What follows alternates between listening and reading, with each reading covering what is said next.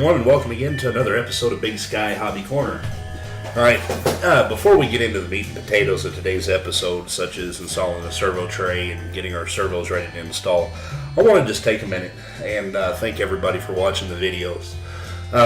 Yesterday I was notified by a hobby shop owner in Richland, Washington. He said a guy came into his hobby shop that watches these videos, and it has inspired him to actually build a PT-40. He went in there and bought a PT-40, and he's going to follow our videos to assist him in building. This particular individual did get a hold of me last week and asked if the PT-20 and the PT-40 are similar in build. They are almost exactly the same in build. I'll show you in the manual. If you look right there, there's PT-20 and PT-40. It's the same manual. It'll have references in the manual for both airplanes. So you can do that. But yes, I want to thank all of you for watching these. I'm glad to see this actually taking shape and doing what it was intended to do. I'm doing this absolutely free at my cost to you guys as a service to help promote building. It's a part of the hobby that's dying off. Nobody wants to build anymore. And originally that's what the hobby started out as. You'd spend all winter in your basement working on an airplane, and if you did everything right, you'd fly it all summer long, and then the next winter you'd build another one, and your collection would add like that. I'm really happy to see, really pleased. I love getting all the letters, all the viewer letters, comments, and everything that is associated, and I love it, and it's what helps keep me going on day by day to keep this build going for you guys. As a matter of fact, I can't wait to get to our very next build, which is going to be the 4-star 40, but we got to finish the PT-20 first. Okay, enough jabber-jawing. We're going to move on now. We're going to have to do some work before we can install our servos. We actually have to build our servo tray that goes in the airplane and install it, and then we can get to putting our servos together. But as you see right here, I've got the servo tray that came with a bag of light ply parts. And you see where it's marked top and also with an ST at the bottom. That stands for servo tray, and it tells you which side is the top. These holes had excuse me, die cut fillers in them, and here's one right here. This is what they, when you pop them out, this is what they look like. They actually have the ears on both sides die cut, and it's real simple. You just snap them off like so, and this piece will set aside, but we need to keep these. Now here's why. We screw our servos into the tray, but we're going to need some doublers on where we put the servos, so that it strengthens that part. So what we'll do, we'll take our servo tray, flip them over like so, and then what we want to do, we want to put these doublers at the end of each slot for the servo. That way the screws have something to bite into. And just kind of get them placed, get them in the general vicinity. And we're going to use our fast CA for this. Just get them in place. We don't want to cover up our hole any, but we do want to have it to where the screws will bite into the wood. If it's not perfect, it's okay. We can come back later and cut it out if we need to fit everything. About like so. If we need to, we can come back and do them one at a time if we have to. And like I said, we're going to use our Fast CA, or our Tower Hobbies Red. And then I'll just kind of hold it firmly in place with my finger, and I'll put a drop there. We'll let it do its thing. I don't know if you saw or not, but a little bit of that glue came and got under this one, which is fine.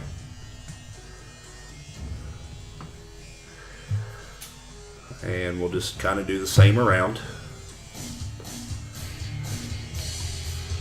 Get all of them tacked in place. When we get them all tacked in place, we can pick it up, move it around, and get a good glue everywhere.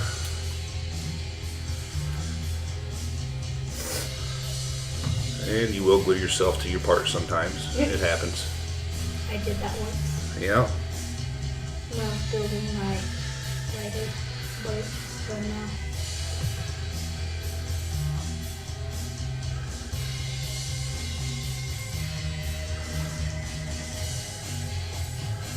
Okay, we'll give that a few seconds here to dry. Or to tack up. Now it looks like a baseball with a mustache. It does, don't it? Alright. Now what we want to do is go ahead and get these secured. Just kind of, I don't know if you caught that on the camera or not, but the glue just kind of ran all around the part, which is fine. That's what we want. And that glue will actually seep into the wood. That capillary action we talked about during the hinging, it also does it on the wood too.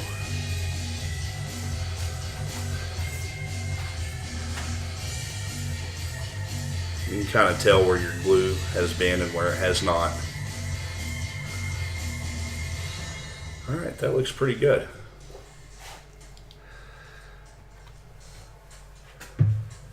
And then that is the building of our servo tray. Now we'll go ahead and while this dries, before we put it in the fuselage, we can go ahead and build our servos. So these are our Tower Hobby servos that we bought. That you bought. So basically us. These bags are always fun to open. There's our hardware package. Servo.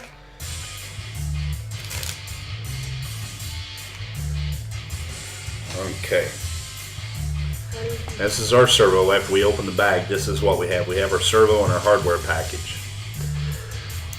Now at this point, we need to put our grommets and brass bushings in, and there is a wrong way to do this. So that's why I'm showing you how to do this. You'd be surprised how many bushings I see put in backwards. And it just kind of defeats the purpose when you put these in backwards.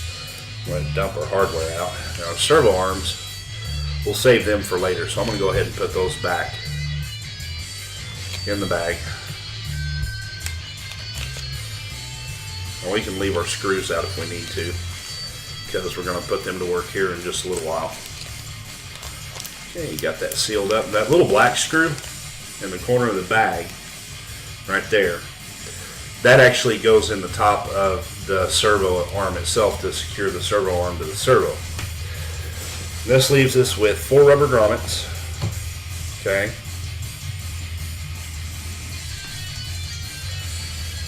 and 4 brass bushings, and then our servo screws.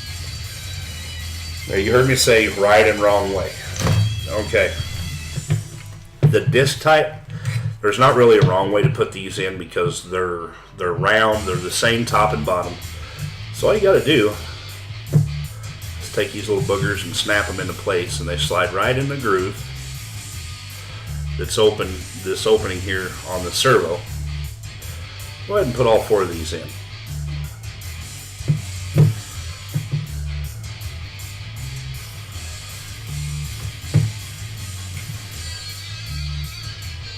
I finally found some, I like to have music playing in the background. That's why you can hear some music. You don't recognize it because it's royalty free. I found out I can play that stuff in the background and have some kind of distraction going on while I'm working along here, and it doesn't offend any YouTube policies. Okay, now we have our bushings put in, or our rubber grommets. Now we need to put our brass bushings in. Now if you notice, on this one right here, there's a flange side and then an open side. The flange side always goes to the bottom of the servo. Now here's why that is. We have our grommet, or our bushing, and then our servo screw. Those two actually work together to stabilize the servo and damp out the vibration. If you take these things and you put them in like so, with the flange to the top. Let me see if I can get that in frame there. Focus. That's not going to work for me. New equipment again. All that's going to do is drive it down into the wood, and you're not actually dampening any vibration to the servo which over a period of time could cause some damage. And here's a little thing I do to make this installation a little easier. I'll find my right screwdriver. Take your little jeweler screwdriver. You can put that on there like so, okay? And just use that and drive it on in there. Just like that. Well, I've got one around here that you can slide actually all 4 of them on there, and it's like a loaded pistol. You just go bam, bam, bam, and it's done. But when you got big fingers and big hands, it makes life a whole lot easier when you do it that way.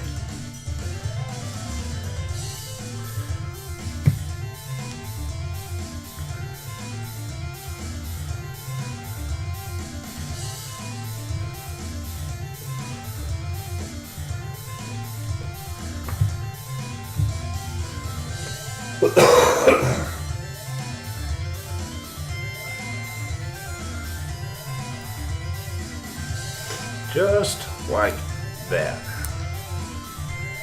Now we have all of our grommets and bushings installed all over the servo. And then when it comes time, you just put your screw in your servo like that, and we'll do all 4 of course. And then you actually have adequate dampening, vibration dampening to your servo so it doesn't cause any damage. I'm just going to set these in here and set it aside. I'm going to go ahead and build the other 3 servos off camera so we're not boring you to death. Okay, when we come back we'll actually install our servo tray. Okay, it's time to put in our servo tray. Now according to our instructions, it needs to be about 3/4 of an inch back from our front bulkhead. So what I'll do, I'll just kind of drop it in there.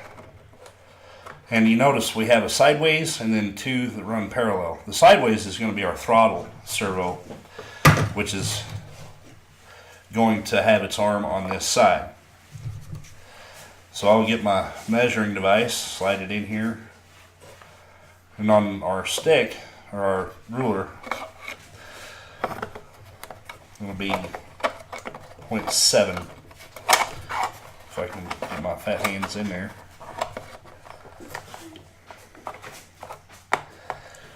Which is, that's too far. Slide that sucker back. Right about there. That'll work. You notice it just sets in there? That's a good fit. That means we did good on our fuselage. Now I'm just going to dump some CA in there and glue it down. And just kind of run it along the sides. A little does a lot. Just let it do its thing.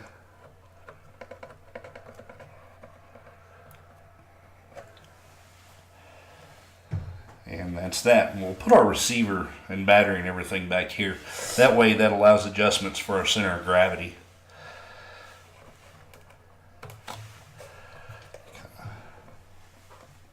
Push down on it a little bit there. If you want, you can come back with some thicker stuff and hit it with a fast dry or your kicker.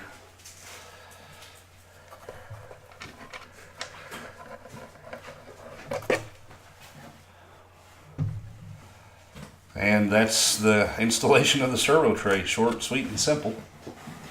I'm going to go ahead and come back and hit that with some gap filler, some thicker CA. We'll just let that run down on top of there. And that's going to take a few minutes to dry. So we can either play some boring elevator music. Hope if I can get the glue to go where I need it to. Ryan, what planes did you just step on? None. Yeah. It was the covering. Yeah, the covering. Covering. Okay, so we're going to stop the video there and we'll come back in a few minutes after that dries. Okay, now our servo tray is dry, or workable anyway. And what we want to do, since our receiver and everything is going to be towards the back of the servo tray, we want to start on this side and work forward because we need to pull our wires through. So the first servo we're going to install will be our throttle servo, which will be the sideways one up front. We know our throttle arm is on this side of the fuselage, so we want to have our servo oriented like this. That way our servo arm is on the proper side. And if you get it backwards, no big deal. Just unscrew it and flip it around and put it in there properly. I'll feed our wire through first. And what we got to try to do is snake that sucker all the way back and get it out from underneath the servo tray. Like so. We'll just grab the wire and kind of pull. Slide our servo in. Just like that. What I'll do, I'll get it in the hole, and then we can screw the sucker down.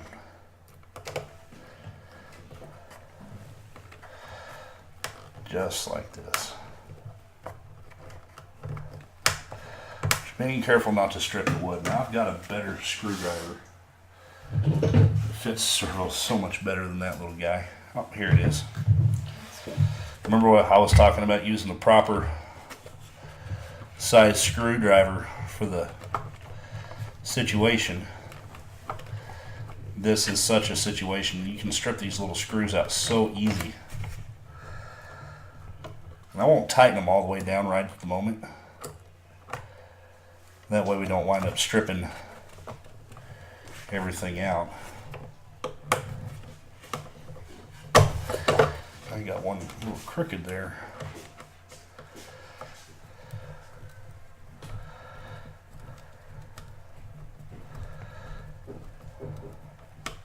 If you want to, you can come back and pre-drill these with your hole marking tool. It's just the right size for these servo screws. I think we'll do that on the next one.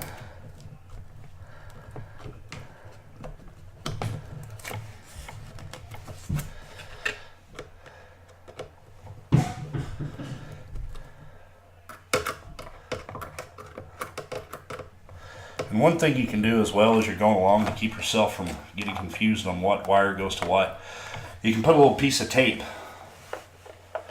here on the end, right about here, with like a T for throttle, E for elevator, R for rudder. And, here we'll use our marking tool to pre-drill some servo holes. Let me pull the screws out.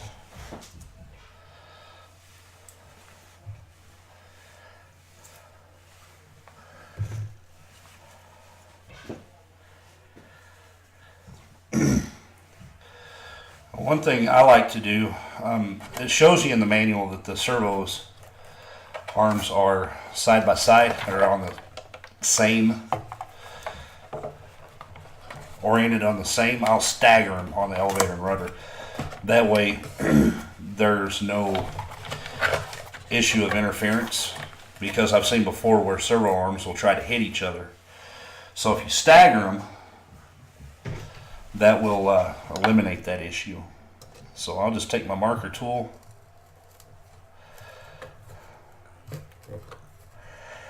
pre-drill a hole,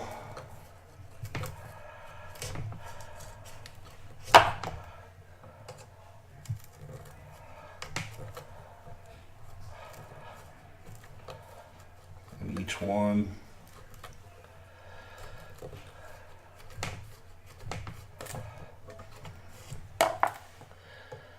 Like so.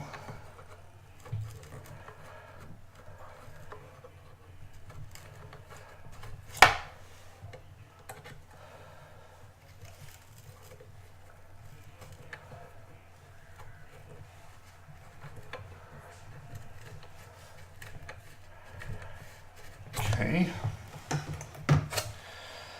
Now we'll take our screws.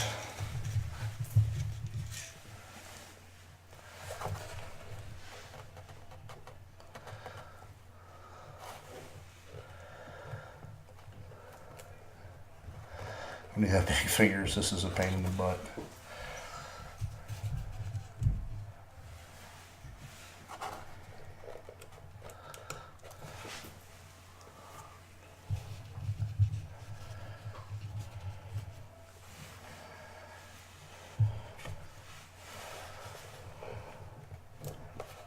Ooh, gotta be careful. Let's see. Thank goodness for magnetic tools, huh? Let's try something here. Maybe that guy can hold it for me. There we go.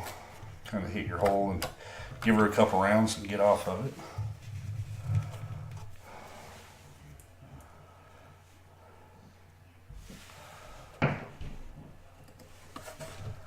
And there like so.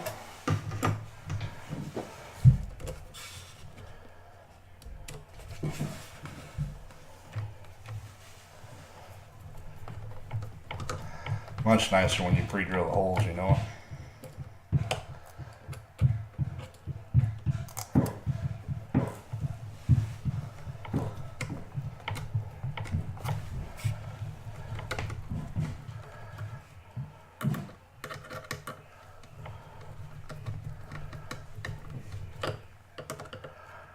Again, getting them tight enough to be tight, but not to where you're going to strip the wood out. You can do that. When you do that, you got to saw the piece of wood out, glue in a new piece, re-drill the holes. Doesn't necessarily mean you ruin the airplane. It's just more work than what you really should have to do. I'll show you what I was talking about staggering. So we're going to have our control horn back here for one side, and we're going to take this other side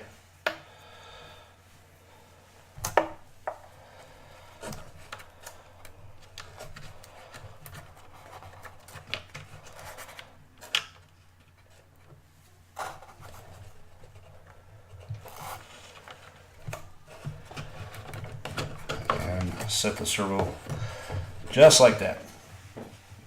Now this will actually be our rudder side. We're going to control our nose wheel and our rudder off of the same servo. So we're going to have a servo arm that goes across. This side will go to the rudder through here. This side will go to the nose wheel, controlling the nose wheel. So we'll go ahead and get that installed. So I'm going to go ahead and cut the film right here, and I'll be back as soon as we get this installed. Okay, now that's what your servo tray should look like after it's installed. Now we're going to move along to the control rods. We're going to insert our control rods and work on our control horns on our elevator and rudder. Okay, here we are. I have the fuselage mounted upside down so we can get to our control rod exit tubes on the back side of the airplane. And when we covered over them, you can see the little hump where we had a portion of them hanging out. And that's just fine. We'll just cut open a little slit, make a little hole where our push rod exit comes out, and we'll want to come back over that. Let me move the camera right quick so you can see that. Where we open that up, and we'll want to do that to both sides. One will be for the elevator, and one will be for the rudder.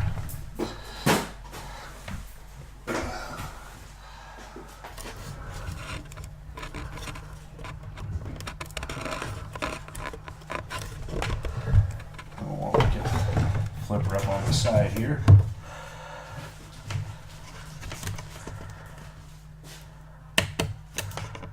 Just like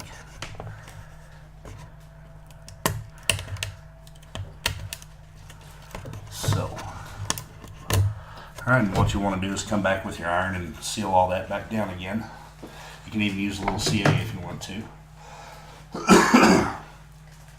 Okay, let me reset and we'll slide our control rods. We're looking at the back bulkhead of our fuselage. In our kit it came with 3 long 440 push rods or control rods.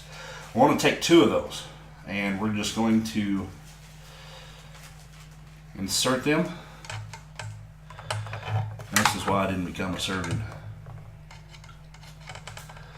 1 into each. Make sure we're coming out. Oops.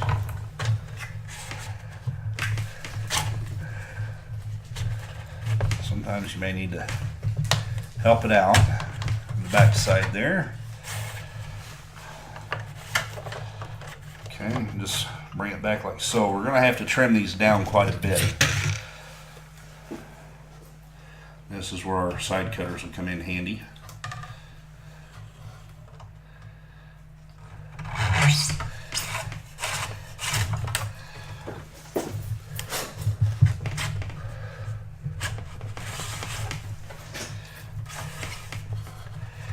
And boom, like that.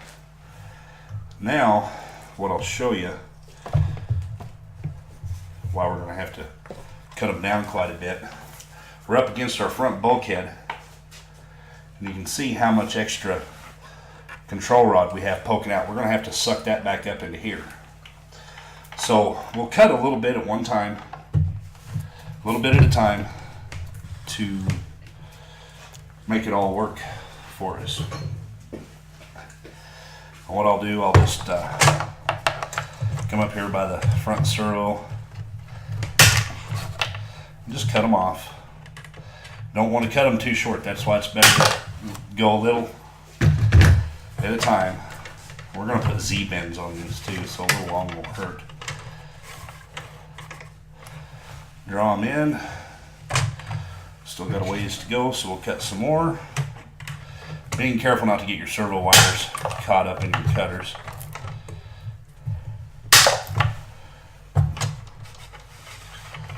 Draw them in a little more, see where we're at. Oh, we're getting close.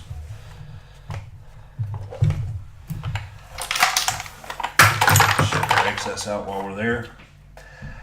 Okay, man, I'll tell you what, we are so stinking close. Right about there. See, we're up all the way right now. So what we want to do, we're going to cut about 1 inch off of each side.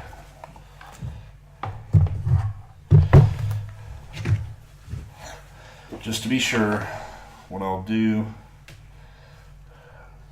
there, I'll just come up here. This is still going to be plenty long. We're going to trim them again when the time comes for the servo mount portion of it. Alright, yeah, that's good, that's good. Now see, when we come back, we're going to mount our control board onto the surface first. And then we'll come back and set Z-bends. And when we do that, that's when we'll cut these to length. Okay, for this portion of the build, you're going to need 1 each per control surface of this hardware. You have the control horn, the screw back plate, and the clevis, and 2 screws. So let's get to work here. Okay, I'm going to set these off to the side for the time being so they don't get lost. The first thing we're going to need is our clevis. Now this is important if we can. Okay. This clevis we want to screw onto our control rod.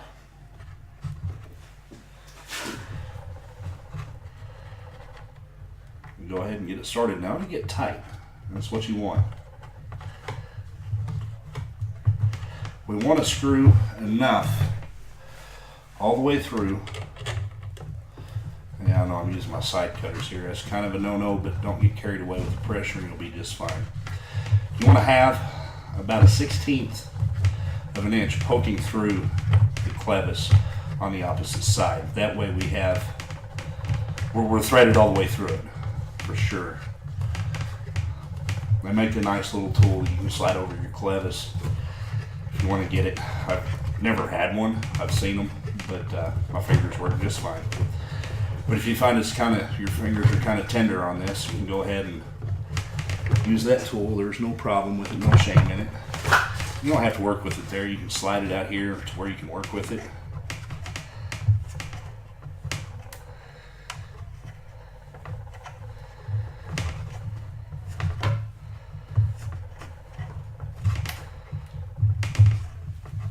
There.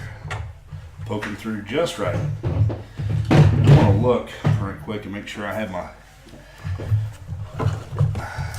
I'm doing the elevator and not, yeah, that's the elevator one. Don't want to hook the rudder up to the elevator and cause all kinds of problems. All right. Now that we have that on, want to open our clevis back up. A flathead screwdriver works just fine for that. Let's pop that sucker open. Now we're going to take our control horn. We're going to separate the back plate off of that.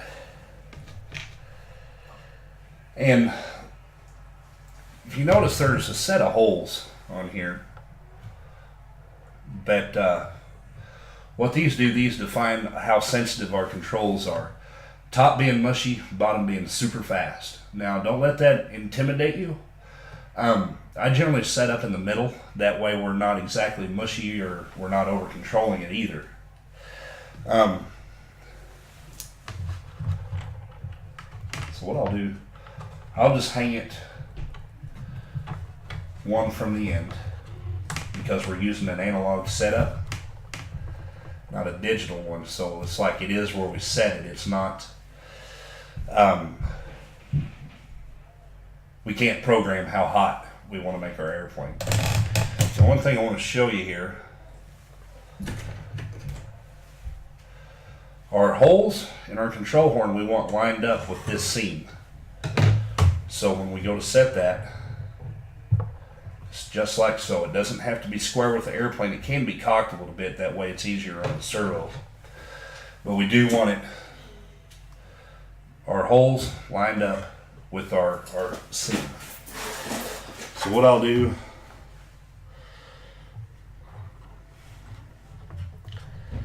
I'll hold that sucker down and I'll drill one hole with our marking tool.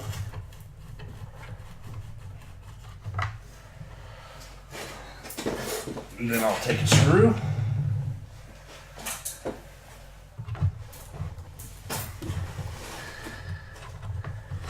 You can slide that out if you need to. Mom, did you text this and I started fingering it right? Uh-oh. I'll have to go find that later. I'll take another one.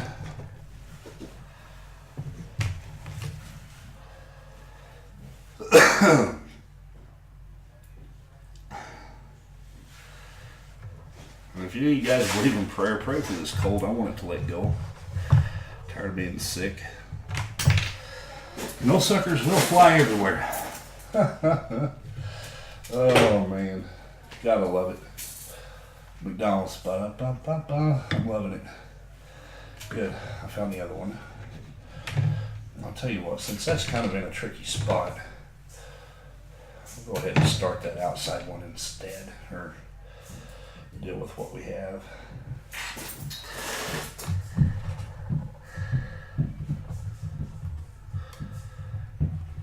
It's gonna thread in there. That's why this is kind of a wild fit. It's nothing crazy. It'll take off on its own. But once I feel it poke through, say about half of it or so, not even half, that's when I'll slide it up here. And this is kind of a cramped area anyway. And then we'll run that sucker on through the control surface.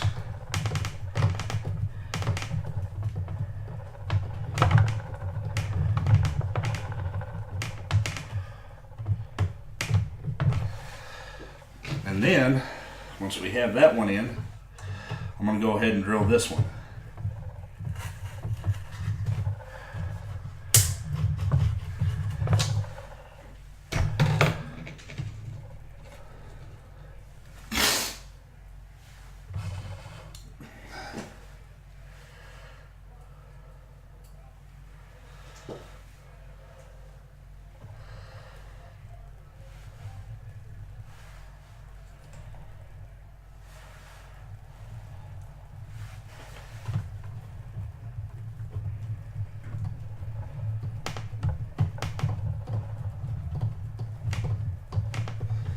Oh.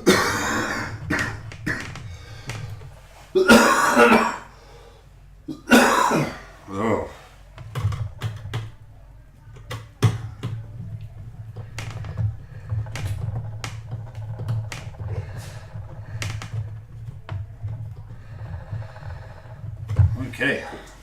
Now here's the part that I'm going to be able to get on camera. Oops, I didn't poke that all the way through on this side with that drill. That's okay.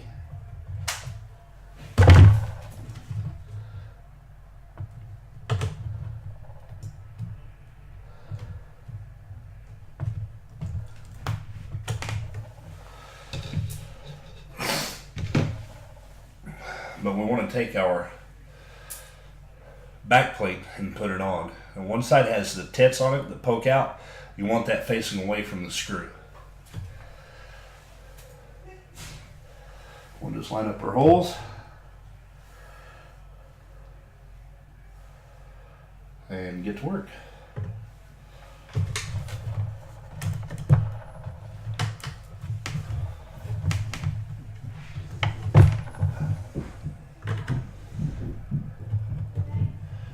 I'll just get it started.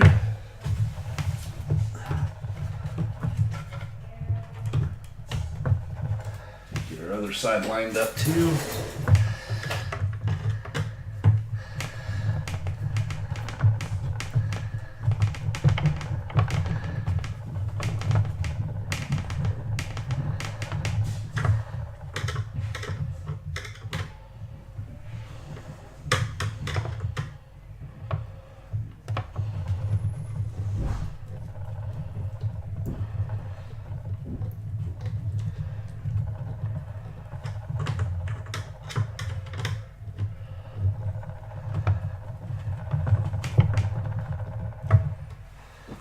Get her sunk in there real good.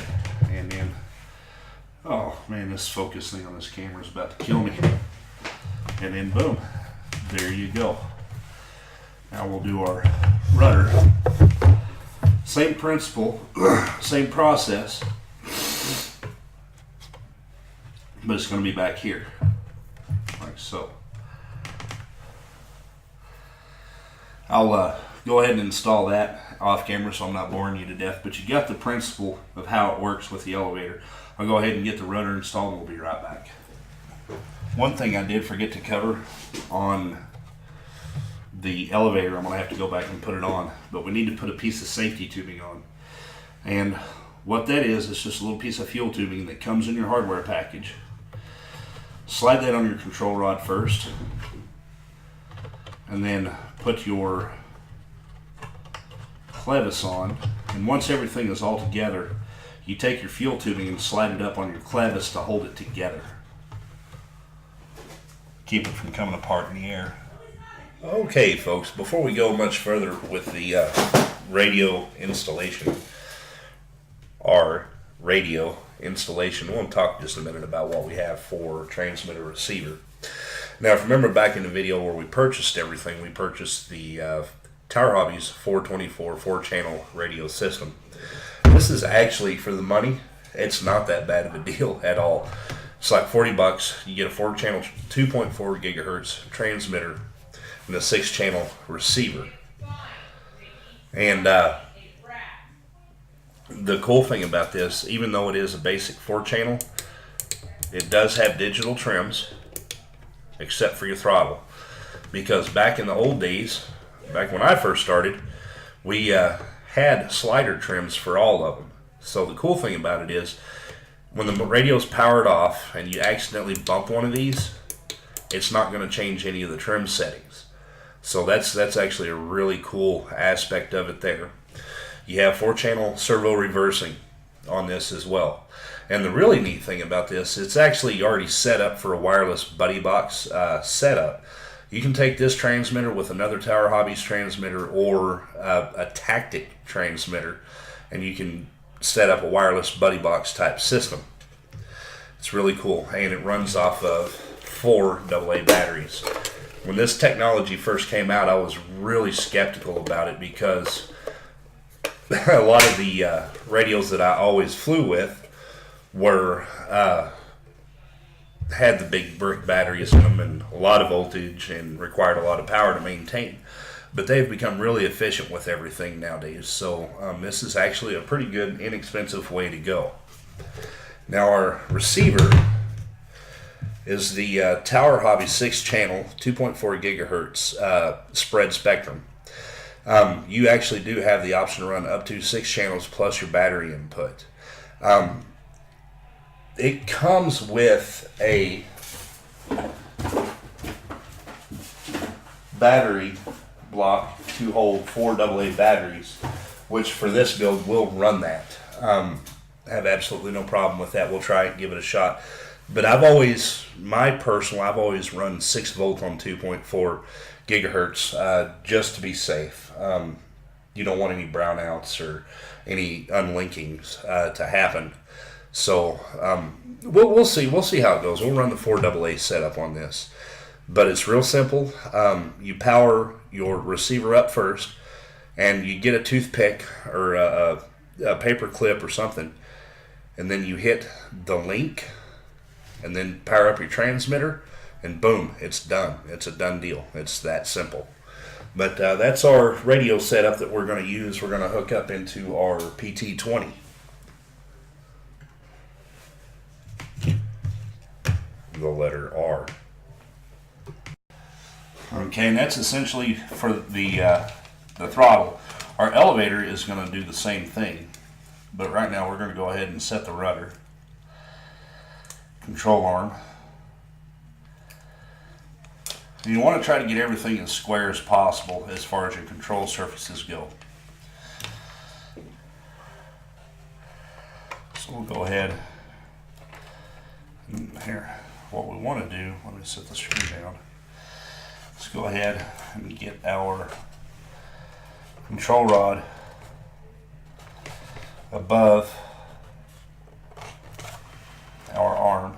Now see, when we center all this, it'll help you judge your distance on where you need to cut that. Because this is our rudder. You can see that moving when I move the rudder. And then this side will go forward to our nose wheel when we run that rod. I just want to go ahead and get these set so that they don't get lost. And you know, stuff happens.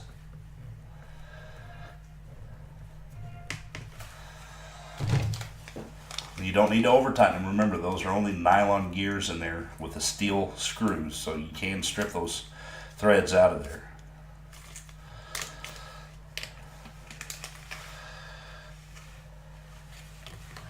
Then, you know, we got our elevator side. You can see that one move.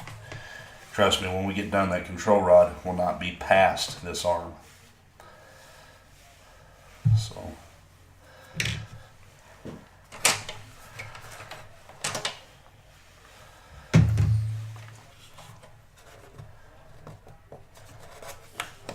we'll set that square like that. Now see, everything is supposed to miss everything. If we set it up like they had in the plans, our arms would interfere with one another and hit each other. That'd be a bad thing. Not repairable, but it's not the ideal setup you want to go with.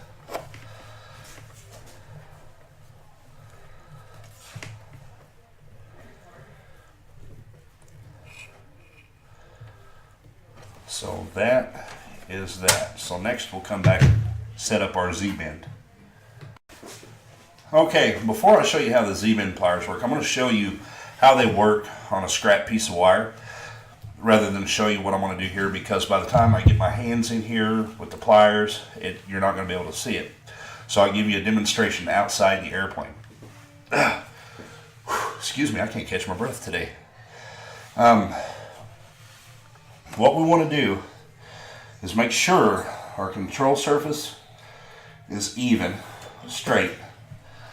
Okay, and then we hold it. We're going to run our controls out here on the outside of the servo arm, and then we'll make a mark. I'll show you why we do that here in a minute. We'll do the same over here. it's going to be in the way there, so we're going to run it right here. Okay, we're just making a mark where the holes are. And then here's why we make a mark. Get this out of the way.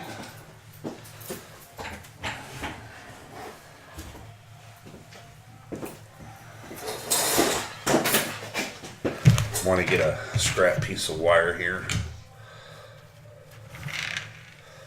Get our handy dandy work mat out. This is going to be upside down for the most part. Okay, here is our control rod. This is a piece of scrap that I cut off earlier. And here's our mark that we made. Here's a handy tool called Z-bend pliers. Notice the shape, that funky shape we have in there, because when we put a piece of wire inside, open it up and we crunch it, it forms that Z for us. Now let me orient that. Everything is backwards, but it gives us the letter Z for our Z bend. And the way I'll do it, I'll hold it, I'll look at it, and this is control rod coming in, drop down through the servo arm, and then control rod out. That mark we want to put right here, because that's where we drop down into our servo arm, and it's notched in there. You can feel the notch. I've got our mark right there on that part of the Z-bend. I can get that in the frame for you, and then just give her a good squish, and then magically there's our Z-bend. We get it cut. Find my side cutters. We'll get it cut. That's like on the end of our control arm. And then here is our control arm. Sometimes we got to drill these out because they're not big enough to handle the control arm. First thing I'll do, I'll take our marker tool, that's handy for so many things, and run it through there. See if that opened it up big enough. Then if not, I'll show you another trick. All right, good, that didn't work. Well, I say good, that way it allows me to show you another trick. If you got a lighter handy or your little torch, take a piece of your scrap and we'll just heat it up real good. I want to do that. No, you can't do that. I know. We'll get it good and hot. It looks fine. Okay. And while it's still good and hot, we'll take it and carefully push it through our selected hole like that. And there's a little bit of flashing that come out around that, which is fine. You can sand it off, cut it off. And then that should fit without a problem. Boom. That's how our Z-bend works. It's on our servo. Push, pull, like so. That's how your Z-bend works. And it's always there. It'll never come loose, no matter what you do, unless you really crash it hard. But even then, I've seen where the control arm comes off the servo. The servo is still in place, but this is out here dangling around, still connected to the control arm, or to the control rod. So that's actually a very good, dependable way to go. Now, our kit did come with some easy connects, and I love these because they do make life easy. This goes into your servo arm like so. We're going to use this on the throttle. I think we still have to open that up. Yep. So start with our marker tool, open that hole up a little bit.